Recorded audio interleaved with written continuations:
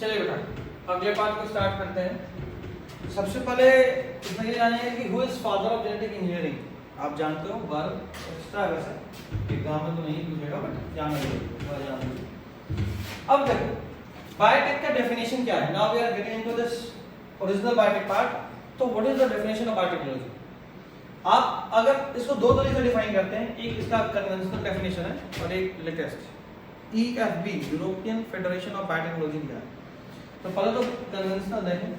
अगर आप किसी भी ऑर्गेनिज्म को या उसके प्रोटीन को या उसके एंजाइम को या उसके प्रोडक्ट को या किसी भी तरीके से यूज कर रहे हो दैट इज कॉल्ड बायोटेक्नोलॉजी।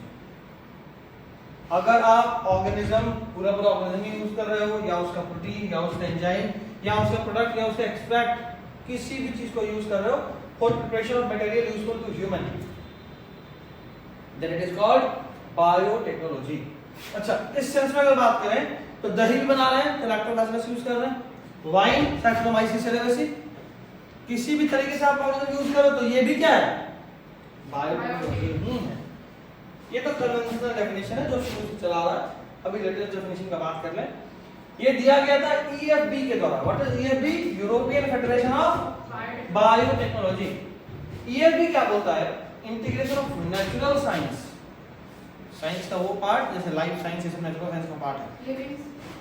हाँ science of living being. The integration of natural science and organism. उस साइंस को ऑर्गेनिज्म सेल या उसके किसी पार्ट या उसके मॉलिक्यूलर एनालॉग के साथ भी यूज कर रहे हैं तो आप उसको क्या बोल रहे हो बायोटेक्नोलॉजी। इसको थोड़ा सा समझना पड़ता है। अगर आप नेचुरल साइंस को या तो ऑर्गेनिज्म के साथ जोड़ रहे हो या फिर सेल या फिर उसका पार्ट या फिर मॉलिक्यूलर एनालॉग, जैसे मान लो इंसुलिन हमारे बॉडी में बनता है। अगर हम इंसुलिन को आर्टिफिशियली बना दें तो ये या जैसे मान लो ग्लूकोज है और अच्छा एग्जांपल ग्लूकोज नॉर्मली प्लांट में बन रहा है, लेकिन अगर हम 6 कार्बन 12 हाइड्रोजन और 6 ऑक्सीजन को जोड़ दें तो क्या ये ग्लूकोज नहीं है? ग्लूकोज ही है। तो ये मॉलिक्यूलर एनालॉग इसी तरह का चीज होता है। एनालॉग एज इन उसी टाइप का चीज, एग्जैक्टली वो नहीं। तो इसी टाइप का और भी चीज हो सकता है। इसको भी कई बार यूज करते हैं, काम वैसे ही करता है। ठीक है तो उसका फंक्शन सेम ही होगा। हाँ काम वैसे ही करेगा एग्जैक्टली। तभी तो बोले molecular analog. Analog as in analogous, भले ही अलग अलग फंक्शन सेम होगा। ठीक है क्यों भाई ये क्यों कर रहा है इतना सब कुछ? किसी प्रोडक्ट के लिए या किसी सर्विस के लिए। तो प्रोडक्ट का तो बहुत सारे एग्जांपल है, बहुत सारी चीज बनाते हैं बायोटेक से। सर्विस में म्यूल याद करो हॉर्स और एस को मिलाने से बनता है। कैसे बनेगा?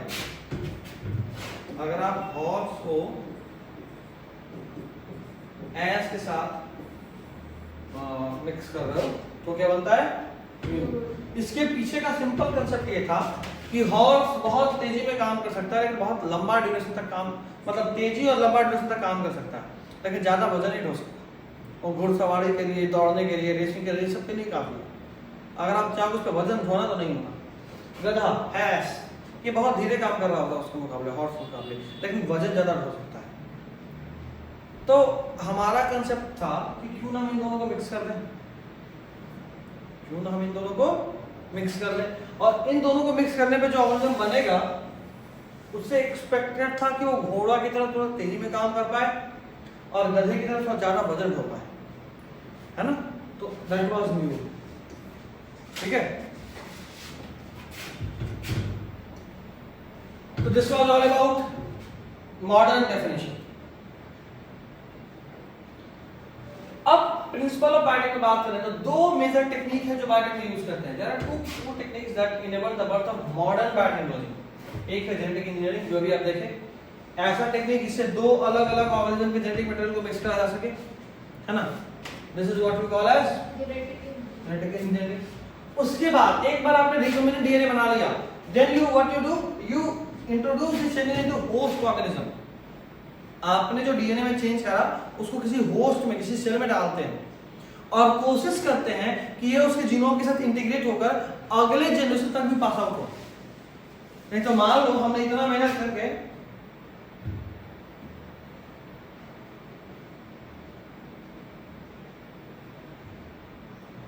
हमने इतना मेहनत करके रिकमेंडेंट डीएनए बनाया, इसको एक सेल में डाला तो वो सेल तो रिकमेंडेंट सेल बन गया। वो सेल से जो भी प्लांट बनेगा उस प्लांट के पास ये एबिलिटी होगा कि नंबर ऑफ फ्रूट भी ज्यादा होगा, स्वीटनेस भी ज्यादा होगा। लेकिन अगर ये डीएनए उसके जीनोम के साथ अटैच नहीं करेगा तो क्या उसके बीज में ये क्वालिटी जाएगा? नहीं जाएगा। और फिटनेस तो रहेगा। मेरे प्लांट में तो रहेगा, मेरे बॉडी में तो रहेगा। अगर मान लो कोई जीन मेरे शरीर में डाला गया तो मेरे शरीर में तो दिखेगा ही, हमेशा दिखेगा जब तक हम जिंदा हैं। लेकिन मेरे बाद मेरे बच्चों में तभी जाएगा जब वो मेरे जर्म सेल में मैच करेगा। अगर वो चेंज मेरे जर्म सेल में, मेरे स्पर्म्स में जाएगा तो ही मेरे बच्चों में जाएगा। मेरे बाकी सेल में, हाथ पैर, सिर में चेंज होकर क्या फायदा? वो मेरे तक ही सीमित है। तो ये सेल को अगर हम इस डीएनए को किसी होस्ट सेल में डाले भी तो उसमें तो चेंज हो जाएगा, लेकिन जब तक ये उसके जीनोम के साथ इंटीग्रेट नहीं करेगा ये उसके अगले जनरेशन में पास आउट नहीं होगा। This is important.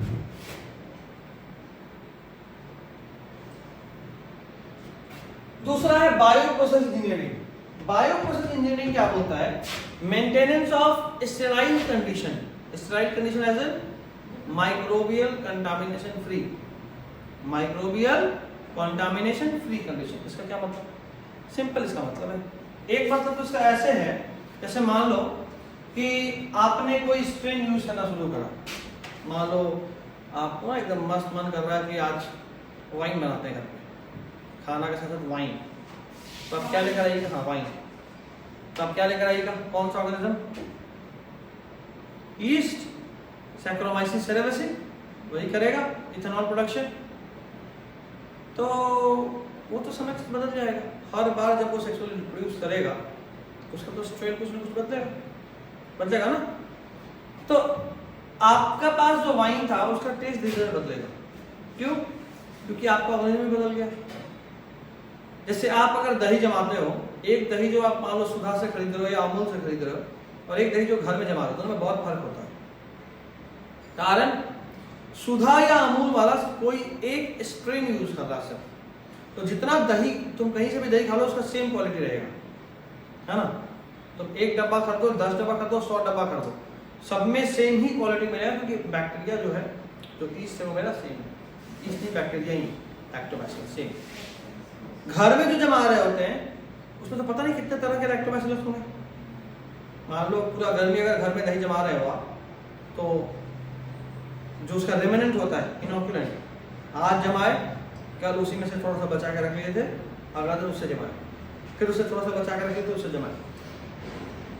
तो ये जो इनोकुलेंट है जिसको हम लोग हिंदी में जोरन बोल रहे हैं, ये तो हर बार बदल रहा है उसके अंदर bacteria.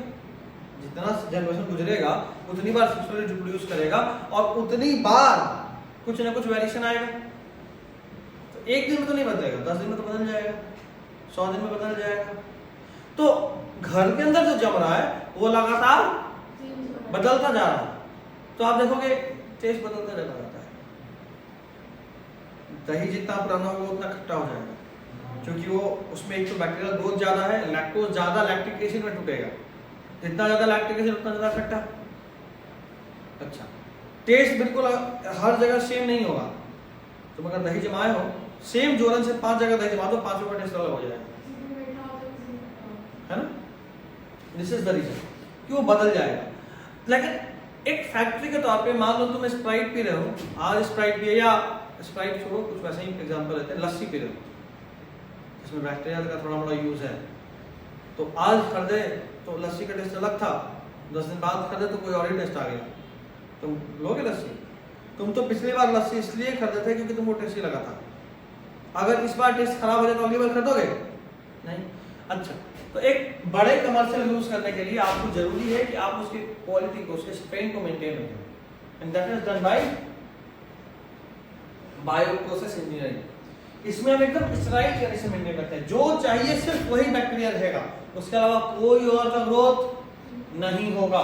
Maintenance of sterile, that is microbial contamination free ambience, ambience as a condition in chemical engineering process to enable growth of desired microbe, सिर्फ वही इन डिजायर इन लार्ज क्वांटिटी। ठीक है। अच्छा, ये नोट बड़ा इंपॉर्टेंट पॉइंट है, ये आप सब वैसे जानते भी हैं कि जब तक एसेक्सुअल रिप्रोडक्शन होता रहेगा तब तक जेनेटिक इंफॉर्मेशन प्रिजर्व रहेगा, यानी फिक्स रहेगा।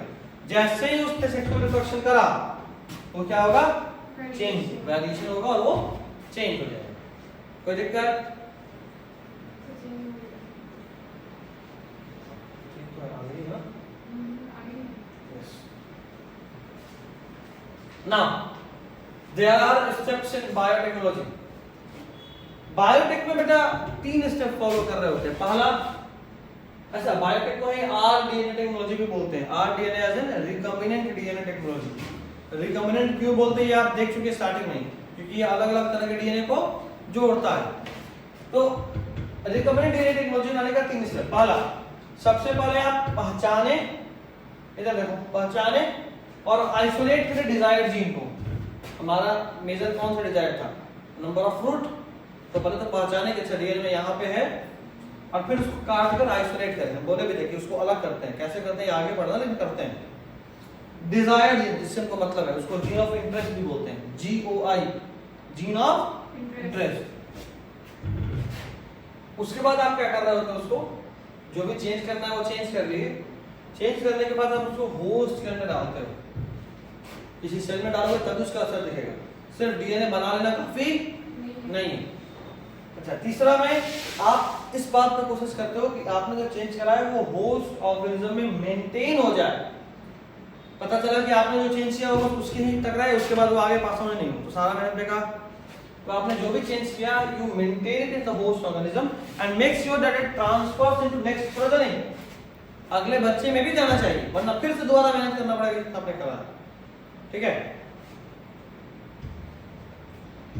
चलो टूल्स कैसे कैसे ये चेंज कर रहे होते हैं। तो सबसे पहले आपको कुछ एंजाइम लगता है, नाम क्या है वो? We call it as DNA manipulative enzymes. Manipulative as in changing, इससे आप चेंज कर सकते हैं। सबसे पहला रेस्ट्रिक्शन एंजाइम। रेस्ट्रिक्शन एंजाइम क्यों यूज होता है? For cutting of DNA. क्यों यूज करते हैं? डीएनए को काटने के लिए।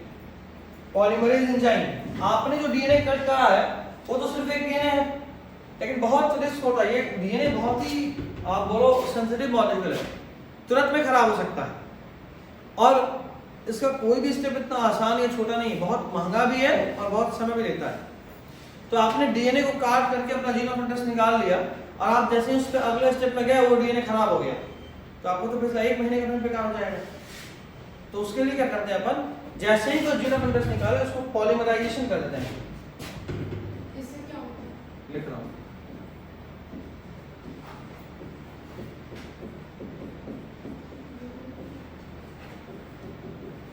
उसका बहुत सारा कॉपी बना देता है।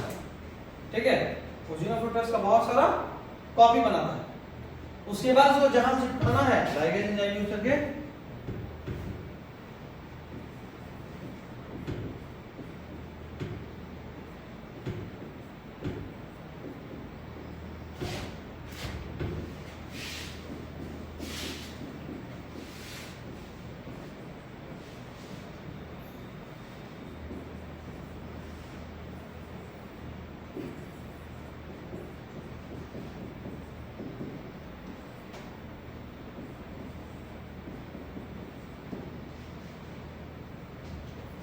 ठीक है।